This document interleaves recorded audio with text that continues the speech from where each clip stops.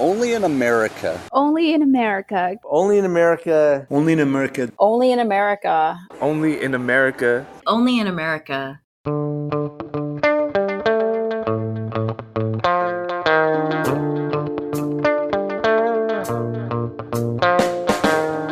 Welcome to Only in America. I'm Ali Noorani. This week, we are celebrating our 100th episode with a comedian who is passionate about sharing immigrant stories.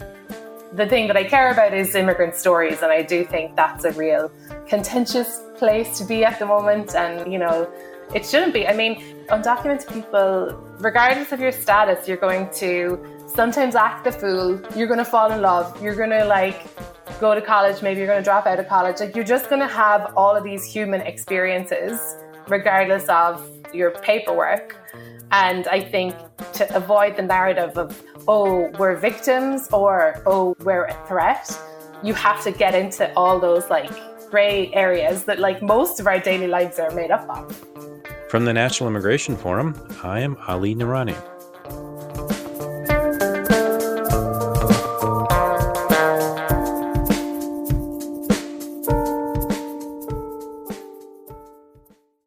When we started Only in America in late 2017, we knew we wanted to bring something unique to the immigration debate, an honest look at the real people and stories behind American immigration. Now, 2017 feels like a lifetime ago.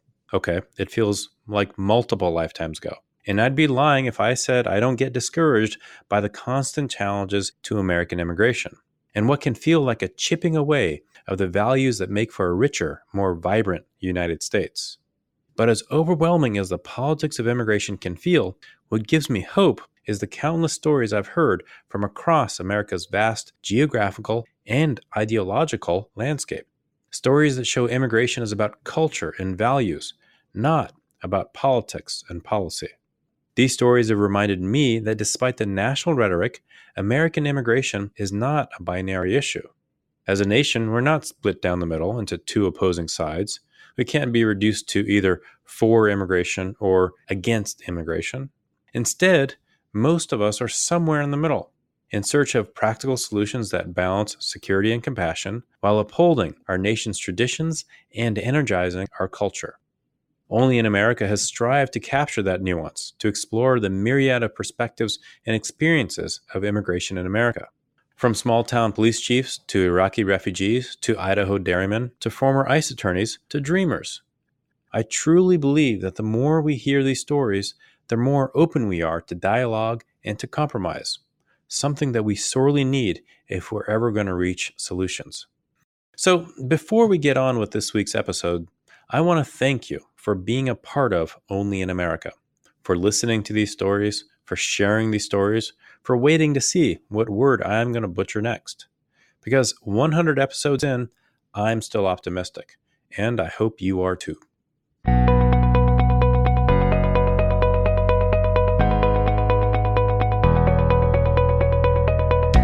Support for the National Immigration Forum comes from the Carnegie Corporation of New York, supporting innovations in education, democratic engagement, and strengthening international peace and security.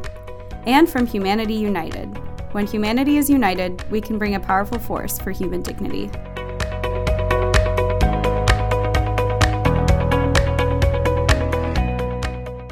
There is nobody better to talk about the power of immigrant stories than Maeve Higgins.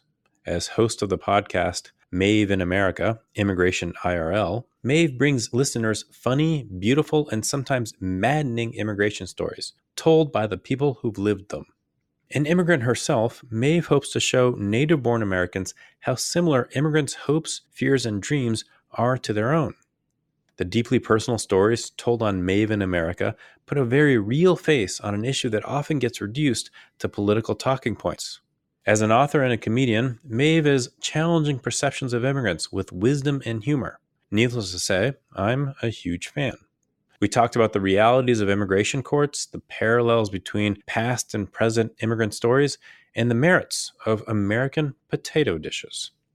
You know, the first time that I actually moved here, I was 17, and I came as an au pair, a nanny, and I didn't have a visa. I wasn't worried about it. I came from Ireland to live with an Irish family, and to get paid $150 a week. And I really didn't think much about my immigration status at the time. I was kind of like, oh, it'll be fine. And, it was fine. I was like a white girl living in the suburbs of New York City. I had like a nice time then, but I went back to Ireland. But I always wanted to live in New York and be a writer. That was kind of my romantic dream. I don't think it's like uncommon as an aspiration, because this city kind of attracts ambitious people and creative people. However practical that is, like, it's not actually the best idea, but a lot of people want to try it.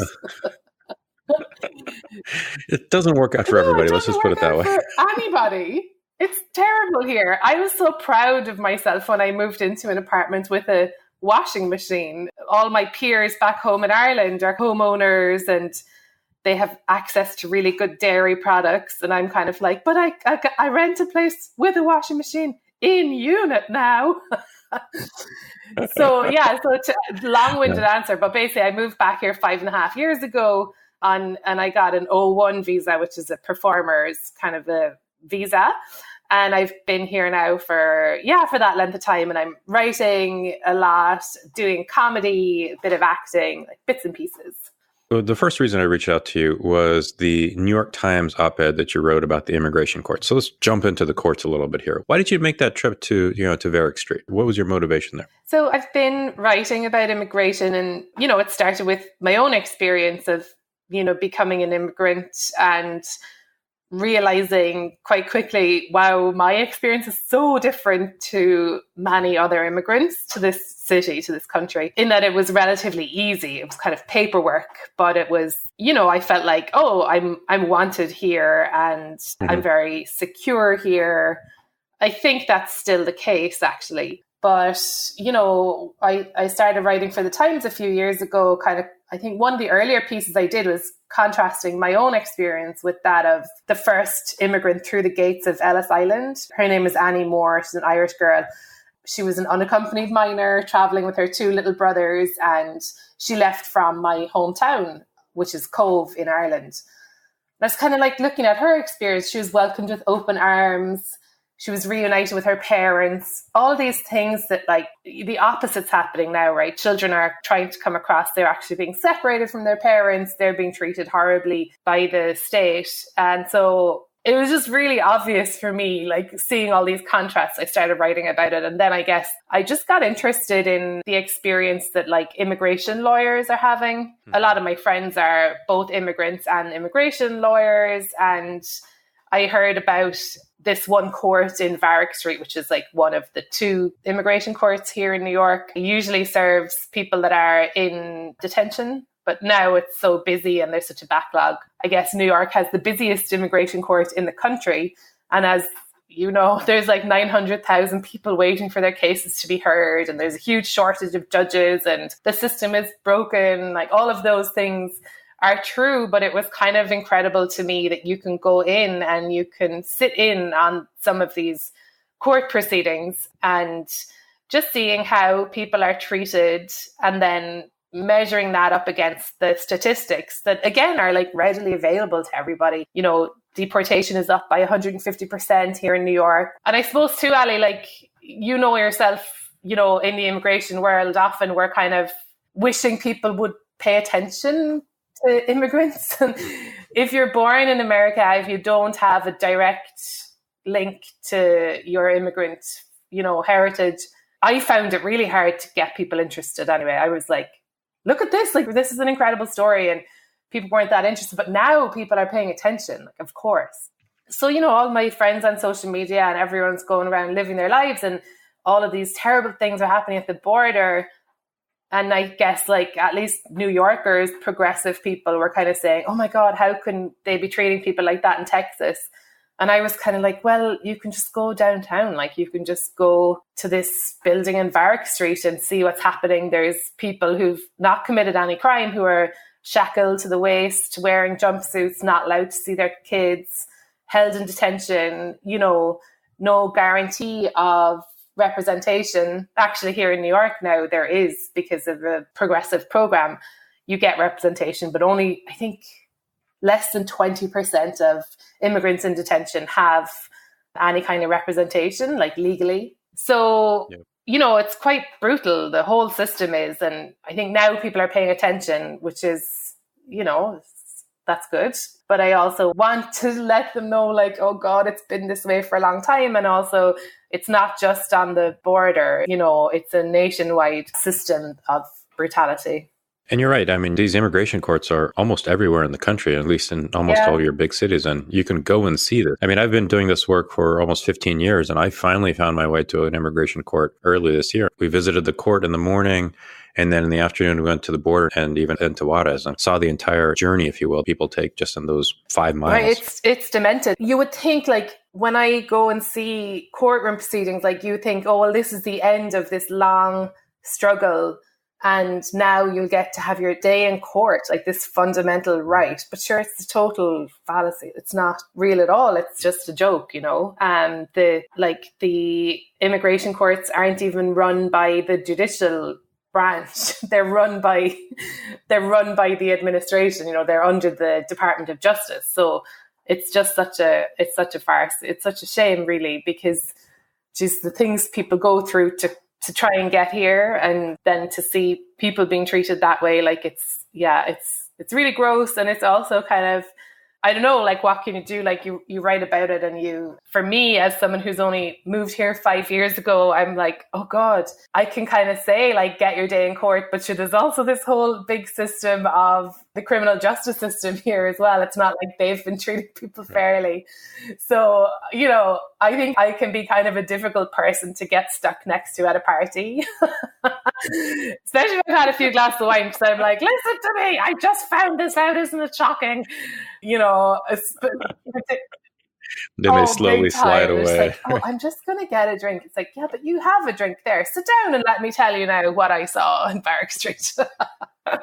But one thing you mentioned is somebody's connection to their immigrant heritage. So, for so many people in the country, in the U.S., they're citizens, even if they have Irish heritage or not, they understand the story of the Irish immigrant, or they've seen it, they've heard it. How do you help people understand the story of migrating from Cove, whether it's 5 years ago or 5 generations ago, to a kid leaving San Pedro Sula, Honduras? I think I was naive in the beginning, because I see a very straight correlation between Irish immigrants, for example, right? Like, Irish immigrants fleeing in the years after the Irish famine. Yeah, it was hundreds of years ago, but now you could say, okay, because of climate change, because of wars, because of US involvement in Central America, you could say, well, there was British involvement in Ireland and colonialization and all that.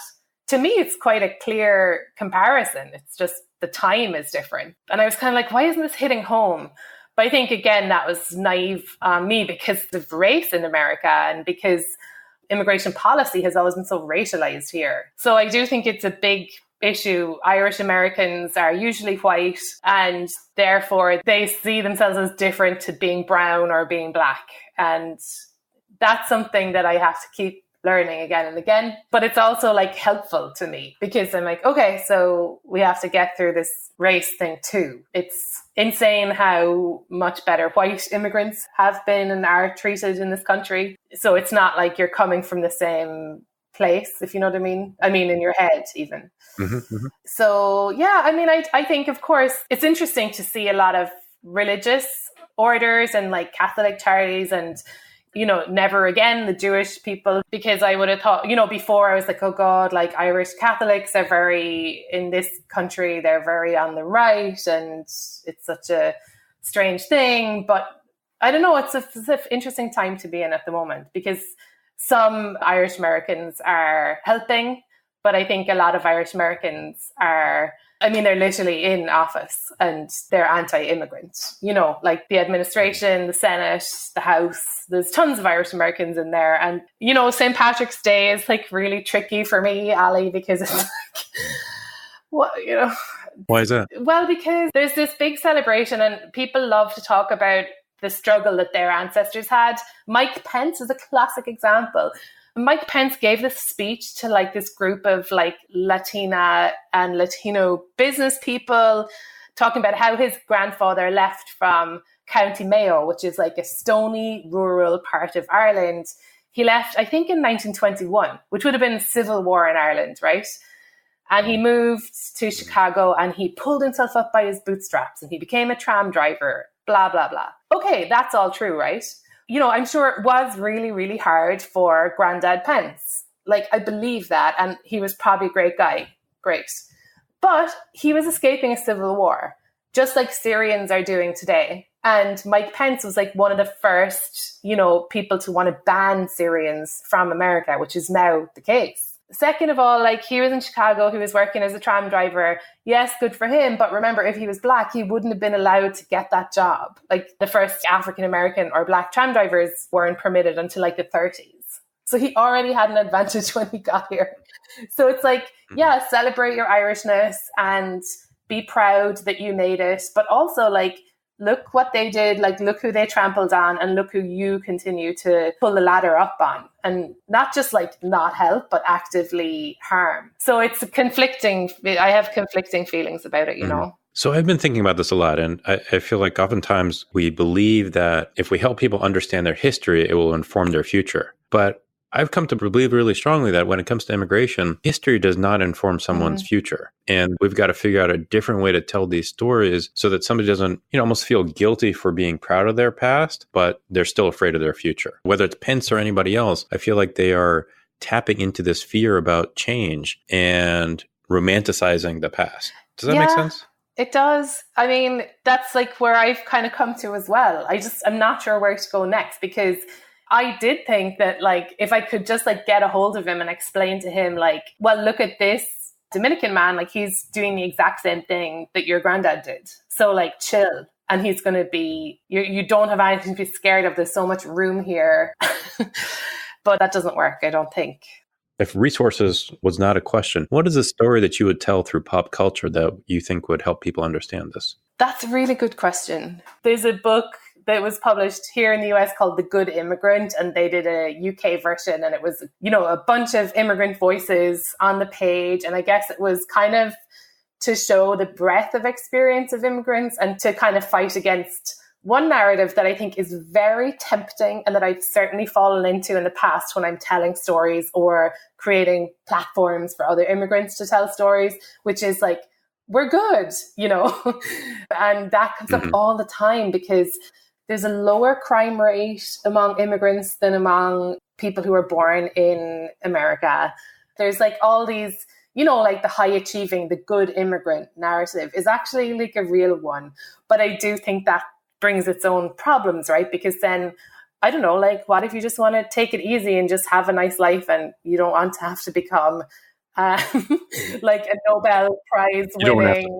Like, that's right. Horrible. And I think a lot of my first generation friends and immigrants that I've spoken to, that pressure is like a whole other thing that is really destructive for families and, you know, just for relationships and just for the quality of your life. So something that I've been thinking about a lot when like telling stories for immigrants is like, I don't want to have to convince anybody of our worth or of, you know, hey, look, we're like you. No, like, it's their loss. And it really is their loss. Like, the creativity and the stories that immigrants have, like, even from, I don't know, like a 3-act structure point of view, it's like, wow, in every immigrant's life, there's a journey, there's a life they lived before, there's a new life now, there's a fish out of water story. It's like interesting and wonderful. And there's all this evidence that like interesting things happen on the borders. It's just like, I'm done with trying to convince people that immigrants are worth listening to. And it's also, I don't know, like the stakes are so high these days. This is the biggest challenge in all this, is like, how do we take advantage of this moment in time when everybody is paying attention to the immigrant community and this particular issue and bring people in so that they see that immigration is good for them and their family? But the facts should do that. You know, I mean, unless you're Native American, you're from an immigrant background. So, and everybody knows that.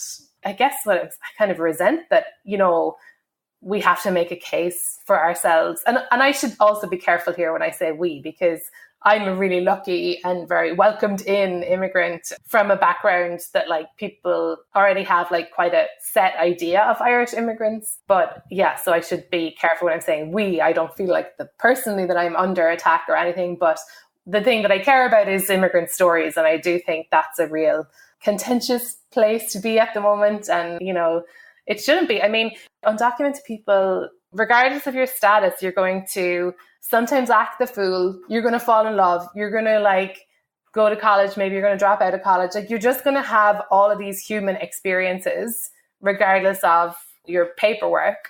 And I think to avoid the narrative of, oh, we're victims or, oh, we're a threat, you have to get into all those like gray areas that like most of our daily lives are made up of, right? Like it's like, today I'm going to be thinking about like, I was supposed to call my mother and like, oh, I meant to buy coffee. Now I have to go and actually buy a cup of coffee. That's $4, but I should have just spent $12 on good coffee in the supermarket. You know, like these are the things that like take up our minds a lot. And then the other times you're thinking like, oh my God, is my mom going to be there when I get home from school?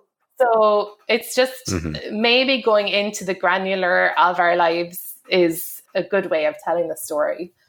It's almost like helping folks who are not immigrants see immigrants as normal people who are, you know, going through all of the ups and downs that everybody else is. So a few months ago, I talked to Monica Castillo. She's a film critic based in New York, freelancer, and asked her this question of, you know, what are the stories we need to be telling? And she had a really interesting point that I wanted to test with you of the stories that we're not telling are the stories of why somebody leaves and that the tension and the guilt of leaving. And as I think about it, like, I think that's how we see and understand the journey of the Irish immigrant. They left because of the potato famine and the tension, the fear behind that. We don't seem to be telling those stories quite as clearly now. I mean, we just haven't had enough time. You know, that's such a cool point. She's right, because we see the arrivals. And I guess if you're scared of immigrants, you're like, they're going to take this and they're going to take that. But reading Suketu Mehta's new book, he wrote, it's like, This Land is Our Land, an Immigrant's Manifesto.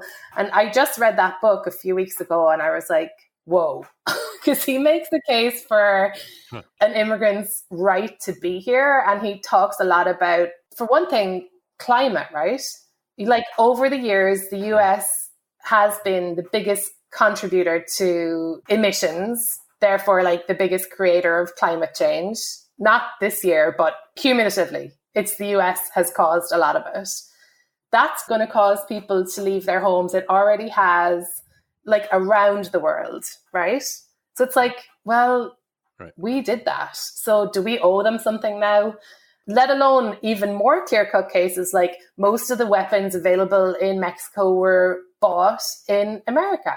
So like, yeah, there's violence there, but like, do we have any responsibility for that?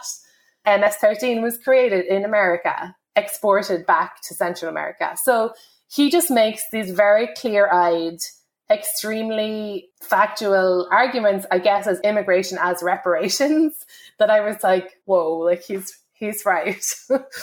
And so maybe the US's own responsibilities should be looked at as well. And yeah, like I really think that those stories of why you leave are fascinating. And I mean, the reasons that I left personally were ambition. And I think that women have more of an opportunity here in the US, at least white women do, more opportunity to write, to perform, to like make the career that I'm interested in, more than we do in Ireland.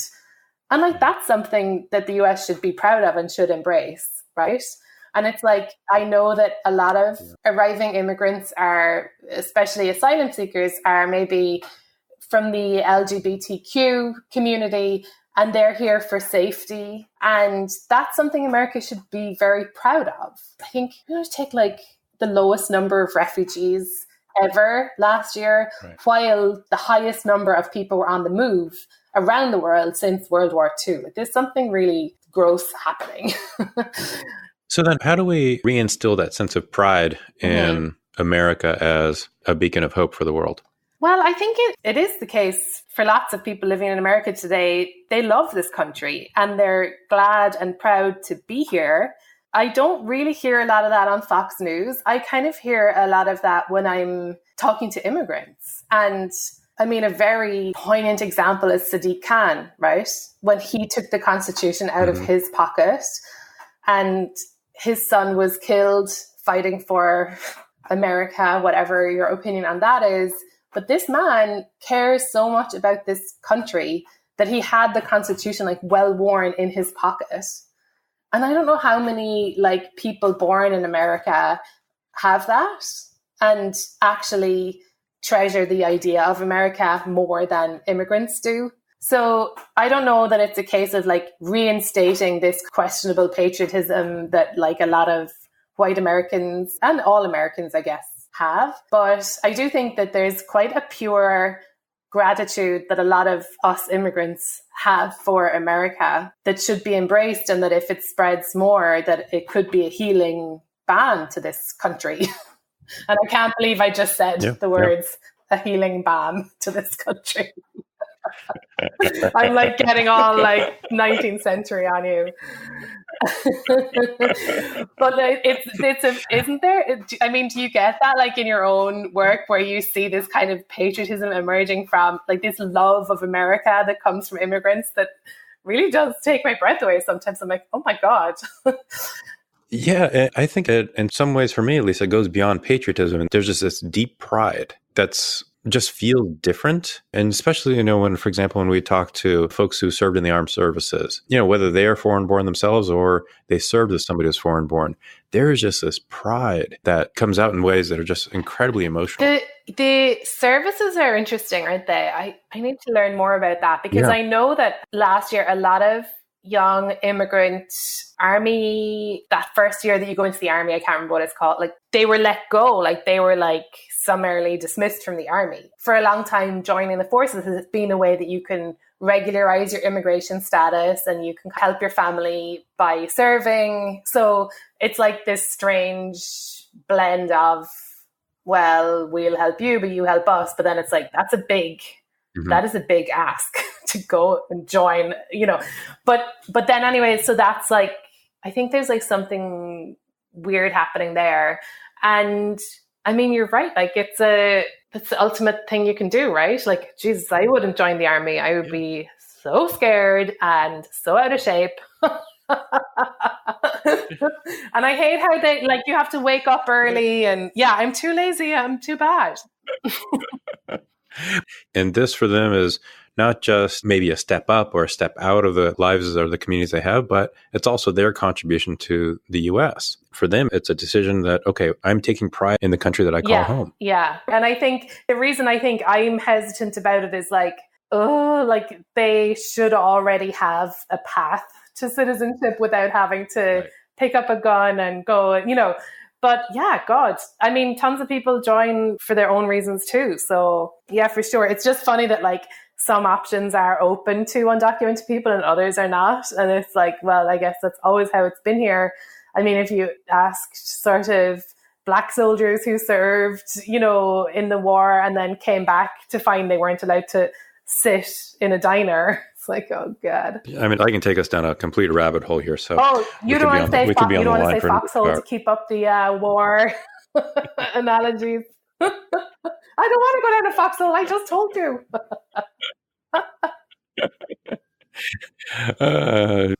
So what else are you working on these days? What projects do you have coming up? Well, completely separate to writing about immigration. So when it comes to immigration, I have to pitch everything, and I'm always like pitching stuff. My editors are like, that's a little bit esoteric. Because I just find immigration law very interesting, actually. And anyway, I think there's so much to write about there. So I'm constantly pitching. Well, we can pause and throw some love to the immigration attorneys out there because they're doing the God's work right now. And for not that much money. I really want to talk to ICE prosecutors, but like none of them will talk to me. I think maybe they're not allowed to speak to like the press or whatever. But I'm fascinated by these like, young attorneys who go and work for the DOJ. And it's like their work seems so, I don't know, like that it couldn't really be independent minded. I mean, similar to judges, like the head of the judges union said, that she feels that really they don't have independence. So it's like, why do you choose to do it then? I'm really interested to talk to them. And, there's lots of people working in ICE and everything who have immigrant backgrounds themselves. So I'm always interested in that too. So I'm trying to work on something there at the moment. And then like I was in a movie last year. So this is nothing to do with immigration. It just so happens that I was in a very goofy movie that turned out really well. And it premiered at South by Southwest in Austin earlier this year. And now it's getting a general release in the US, which is big news for us at least. And I play a driving instructor who can talk to and hear ghosts.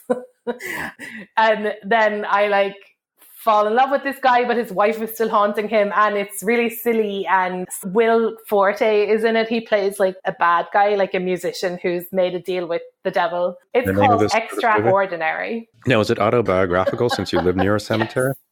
Yes, it is. I'm a driving instructor and I can also hear and talk to ghosts. So it wasn't a reach for me at all. No, in fact, I can't actually drive. So that was a real source of contention during the movie, because I told them that I could, because I didn't think that it would happen, because it's really hard to get a movie made. So the director's like, you can drive, can't you? And I was like, absolutely. Who can't? I was like, can you even imagine not being able to drive?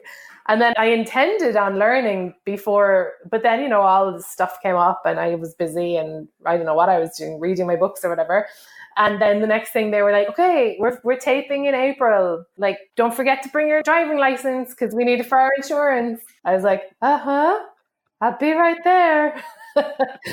But anyway, I still can't bloody drive. But so yeah, that film is coming out. So I think we'll be doing a lot of press and stuff around that. It's funny, isn't it? I guess you have this too, right? Where you care a lot about what's happening, but then your other life is happening too. And sometimes they cross over. It's a weird thing, isn't it? I have no other life. I mean, this is my life. That's why when I get people on the podcast, they want to talk about immigration. I'm like, let's talk about everything else. God. Yeah. Well, thanks for your work. It really is a balm. I have one last question for you. So the name of the podcast is Only in America. So my last question is just for you to finish this sentence. Only in America, ... Only in America, can you put sugar in your potatoes and call it a savory dish? That is based on my first Thanksgiving here, where they were like, do you want some, it was like sweet potato casserole with marshmallows on it. Yeah, I don't understand that dish whatsoever. As part of our dinner, not the dessert. And I was like, What have I done? Where have I landed? This is... Thank you so much. But seriously, thank you very much for putting so much of your time and vision and hard work into this issue of immigration. I know it means a lot to a lot of people. Thanks for all of your work and for everybody. I think you said at one point that I was like a immigrant activist. I'm definitely not an activist because I know activists and I know what they do and the work that goes on and the heartbreak and the community, and I'm not there. But I just admire and learn so much from people who are. So really thanks to them. And in a way, I know it's really dark days, but I do think others are paying attention and allies are showing themselves. So I don't know, that's what keeps me going. Same here, absolutely.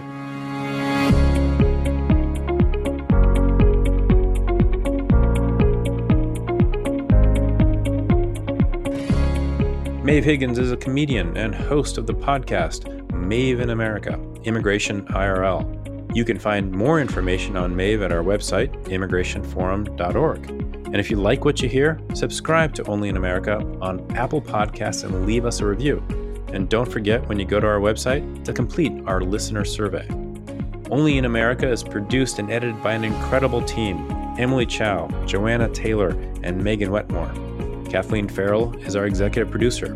A big thank you to the team for an amazing first 100 episodes. And I'm Ali Nurani, the terrible talent that they have to contend with. Thank you for listening to Only in America, and thank you for sticking with us these past 100 episodes. On to the next 100. Talk to you next week.